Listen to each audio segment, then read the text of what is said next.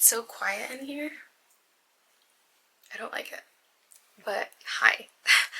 We're back again with a solo episode today because there was technical difficulties with the last episode we filmed. I don't know what happened to the files, to be completely honest. I think it was something to do with the SD card. Honestly, I have no clue. But we're doing solo episodes of things that we learned in 2025. Going into 2026, I feel very knowledgeable in a lot of things. I feel very confident in a lot of the aspects of my life. I feel, I don't even know, to be honest, like fulfilled,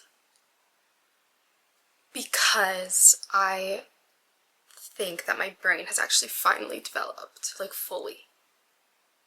You know, like people say when you're 25, your brain fully develops. I think my brain is there. I think I'm there. But it's kind of weird.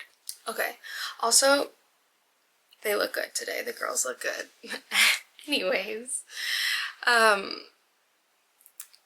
I don't even remember what I was saying. So, yeah, the saying is, or I guess it's, I don't actually know if it's like scientifically proven or not, but 25, your brain fully develops. And I don't know why or when exactly I experienced like just this shift in my mindset, my mentality, my personality, my attitude towards life. I think for sure it was the end of 2025, maybe the last couple of months of the year, like the last 3 months, I would say.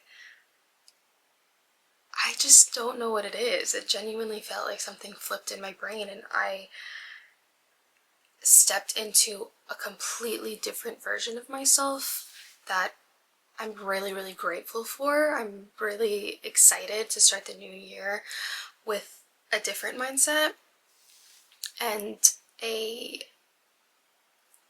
mindset of abundance and growth, because I think for so long, especially at the beginning of 2025, I was very stagnant. I felt very stagnant in every aspect of my life, and my body showed it too, because there was a lot of stagnation, like trapped energy, stored energy. Even when I was doing different therapies like cupping, for example, on my back, you can see just how stuck my fascia was, and I can go into this deep, but all of that is just stagnation, and you have to really like let all of that out. And obviously that was like through therapy and just researching, and even like watching TikToks of people who experience the same things really, really, really helped me. So I feel like that definitely was something that I learned a lot in 2025. Just about myself and my body physically and everything that goes into it. And also the separation of Western medicine and Eastern medicine, and how to find like a balance between both without going too extreme on both ends. Because I think it could be really detrimental if you do, like, if you are too extreme, again, on both ends. But the beginning of 2025, for me, I don't even remember the mindset that I was in at the start of it, but I was definitely in a low place. I was struggling a lot with my health, and I didn't know how to go about it at all, and I didn't realize that for me, movement is the most important thing, and so I just stopped moving at all. I mean, like, I just completely stopped. I was in bed a lot of the time, but I took it as a time of rest. I knew that my body needed rest. I think my whole life was stuck in survival mode and stuck in fight or flight and walking on eggshells around certain people or like family members as a child then led me to do that in my adult life around everyone for some reason. And a lot of the things that happened in my childhood obviously made me into the person that I am today, but then things that happened later in my life also affected me so much to the point where my body truly just shut down. It was desperately asking for a resting period, and finally I listened to my body and I was just like, I will just let you rest. And that's what I did. I let myself rest. The only thing really that I did, because I didn't work at the start of 2025, was hospital like visits, doctor's appointments, ER visits, because I was in just so much pain. And I still am, by the way, I still am.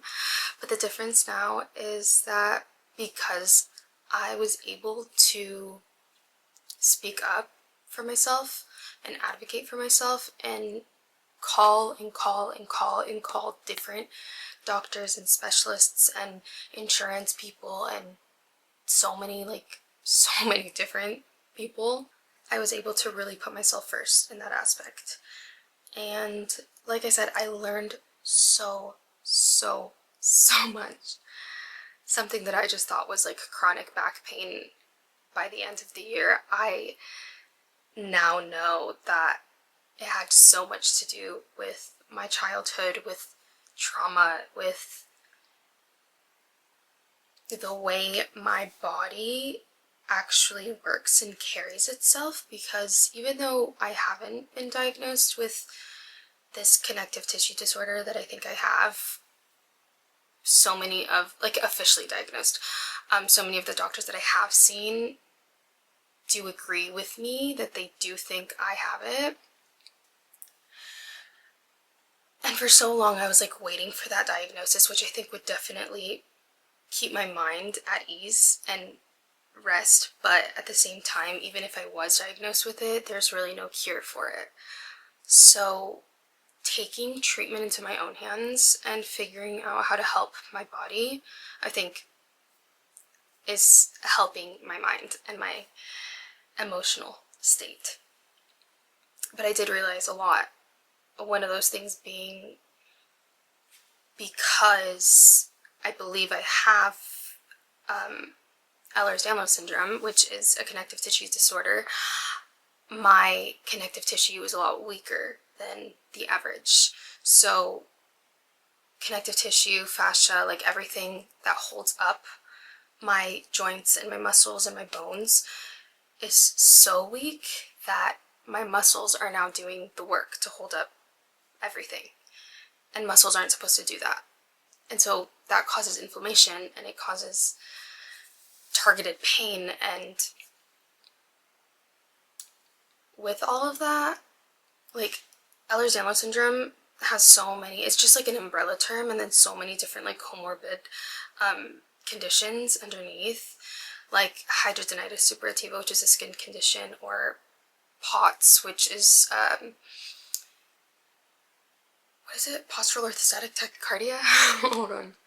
Why don't I know my own? I think it's postural orthostatic tachycardia. POTS. Postural orthostatic tachycardia, yeah. I don't know why that just slipped my brain. Where I have these like fainting spells and I get super dizzy and lightheaded and my heart like just races and super, it's annoying. It's so annoying. And things also like endometriosis or TMJ pain and sinus issues and dental issues and just lots of different skin issues or Raynaud's and lots of different things. And I finally realized that no one's going to be able to help myself unless I push myself to do the work on my own. Because I can go to physical therapy and I can do all of the things that they say, especially for POTS, like drink more water and up my salt intake and wear compression socks. But unless I actually do that, it's not going to get better. And so once I did start to implement a lot of those things into my life, it was a huge lifestyle change, which I knew I had to do, but I didn't necessarily feel like it would help, just because if someone, if you're in so much pain and you go to a doctor and they're like, well, everything looks fine, everything looks normal, in their mind they're like, okay, your pain doesn't exist. And then all you hear them say is, you need to drink more water. It's just, it feels like they're totally not validating my experience and my pain. And I have now done all of that. I have. And guess what? I'm still in pain. I'm still having these like syncopes, like spells of me feeling like I'm about to pass out but not actually passing out, or like kind of blacking out but like not fully passing out. And it's limited definitely my ability to just function in everyday life, doing laundry, walking my dog, going up the stairs, like hanging out with my family or friends, because it's just, it takes so much energy. Even eating after meals is really, really hard. I feel like so exhausted and so tired and fatigued. But with all that being said, I have gotten to a better place with it, because now I actually want to try and move my body, and knowing kind of what helps me and what works and what doesn't, I think has been helpful. And also, I guess the lesson that I learned with all of the health stuff is to never, ever, ever take your health for granted. Ever. Ever. Because I can't do a lot of stuff that I used to be able to do. And it makes me so, so sad, because I didn't realize that I didn't realize how good I actually had it before, even though my symptoms were still there.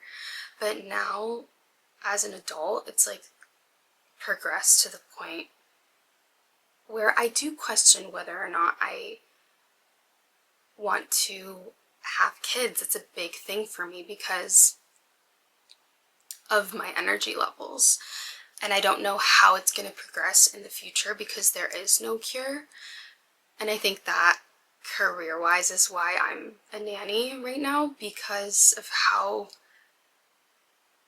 important it is to me to like cultivate that nurturing side of me, and feeling like I may not be able to do that in the future because of my health is really scary, but I feel like I have accepted it in a way.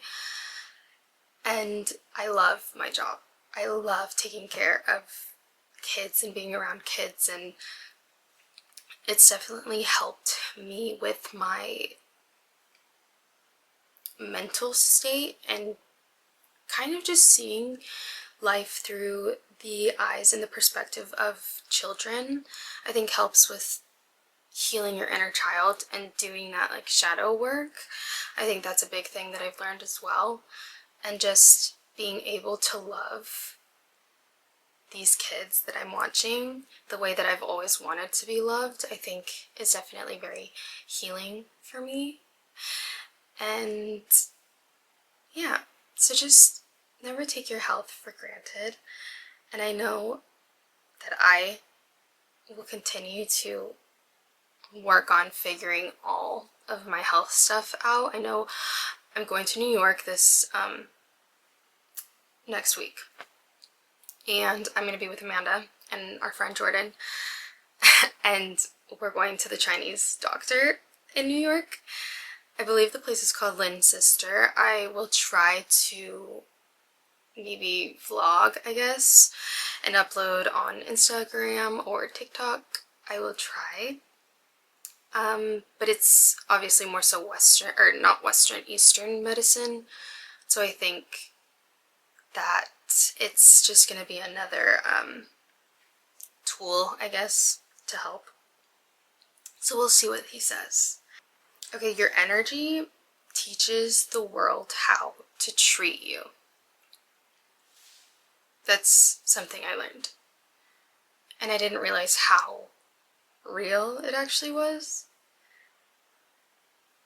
Because the way that you, like, everything is energy. We are all energy. We all feel everyone's energetic fields, whether you actually realize it or not. And if you are creating self-doubt within yourself, and you put that out into the world, or negativity, or anger, or fear, or frustration, or sadness, anything that's negative, and you put that out into the world, that is what you're going to attract back. And I so firmly believe that we are just a reflection of, other people are just a reflection of ourselves because of that exact thing. If you are putting negativity into the world, that's just reflecting back to you through other people. And so if you do want to do something like change your lifestyle, or stop an addiction, or focus on healing, you're going to have to eliminate the people who may be comfortable for you, but and who you see part of yourself in, but it's only because it's a reflection of yourself. And in order to change, in order to grow, you need to be uncomfortable and step down, step away, distance yourself from certain individuals who bring that type of energy back to you. Also, learning how to manipulate energy is really important, and you can do that through creating. And I think that is like the source of happiness for so many individuals. But for so long, I thought my form of creating, which were like all of my hobbies that I have, and I have many, was something that I could only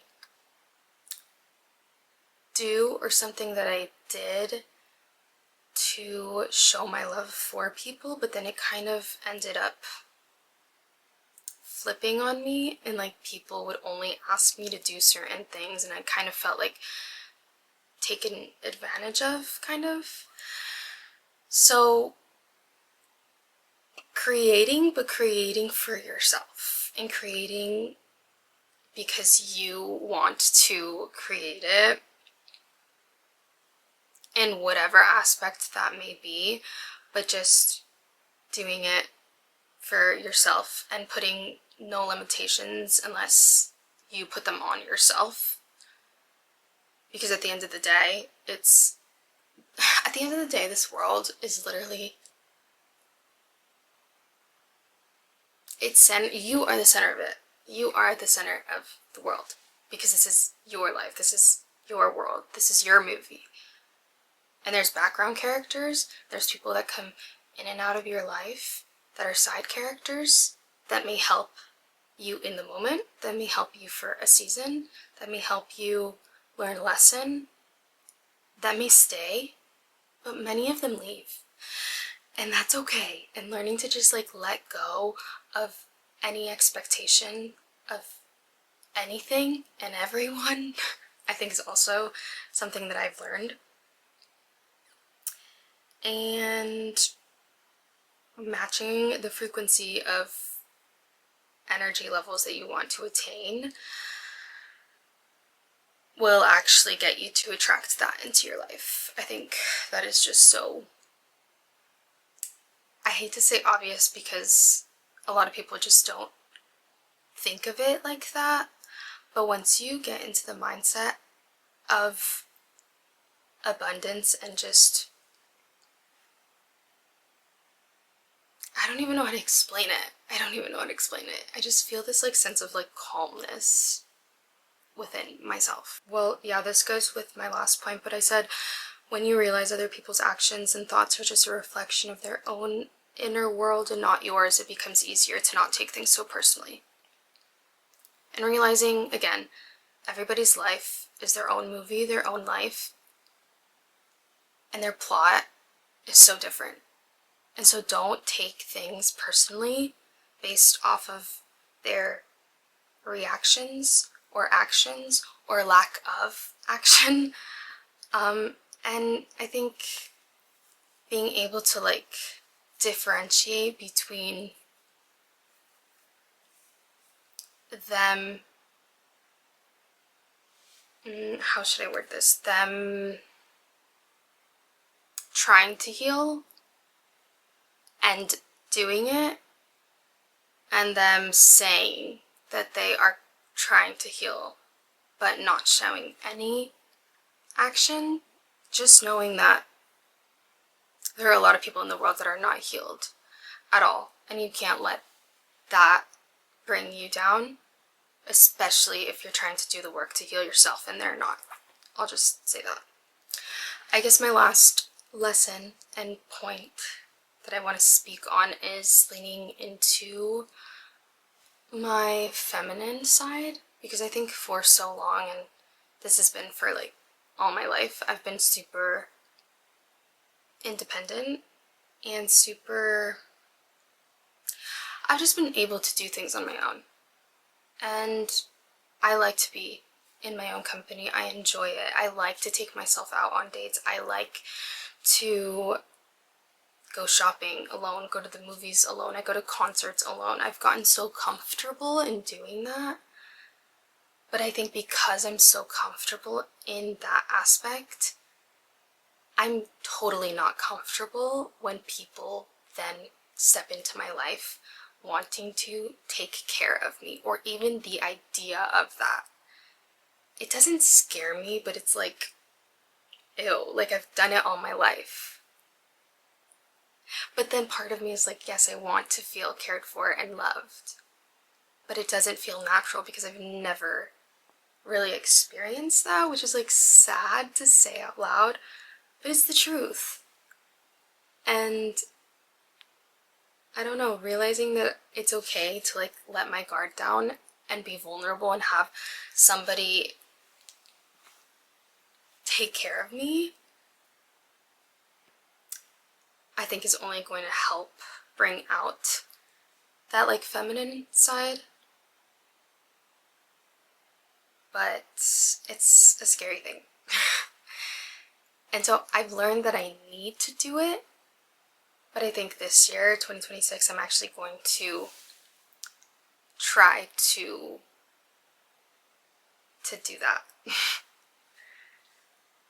And I don't know what's going to come out of that, but I have a good feeling of this year. I have a lot of love already that's surrounding me, and I think most of all, I have spent so long learning to love myself, and I've gotten to a point where I'm no longer going to chase people in relationships or just platonically, friendship wise, or even like with relatives. I'm not going to chase people who don't put any effort into the relationship. I'm so content with loving people at a distance and knowing how to say no and setting boundaries and realizing that it's okay to set boundaries. And I know that in the future, if I ever rewatch this, I'm gonna be like, oh my gosh, like I thought I knew a lot, and girl, like you know nothing.